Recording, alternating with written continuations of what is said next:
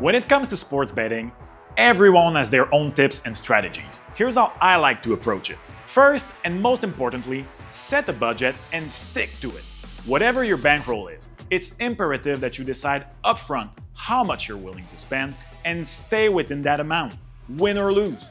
Personally, I set a fixed amount I'm comfortable spending, and I make sure each bet is only a small portion of that total. Now, let's talk about betting strategies. One of the first things to keep in mind is to stay on top of lineup changes and player injuries. For example, in football, the quarterback is one of the most important positions. If a star quarterback status is up in the air, you may want to play it safe. The odds might shift the moment the team announces he's out. The same goes for baseball. A starting pitcher can turn an underdog into the favorite, which affect the odds on multiple bets for that game.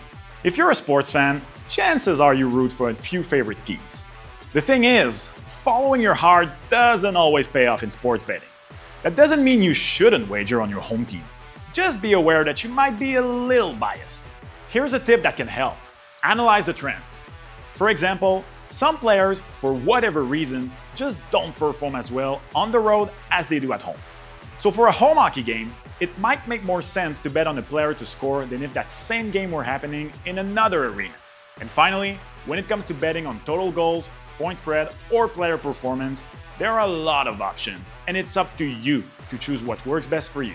Of course, the odds can change. Go with a higher risk option, and the odds will go up. Choose something more likely, and they will go down. Personally, I like to make different kinds of bets to avoid wagering on the same options. Doing that lets me check out various scenarios while playing it somewhat safe. But keep in mind that making different kinds of bets doesn't reduce the risk. It's still a game of chance. Follow the Back to Basics series to explore all the Mise-o-jeu Plus features and make the most of your betting experience.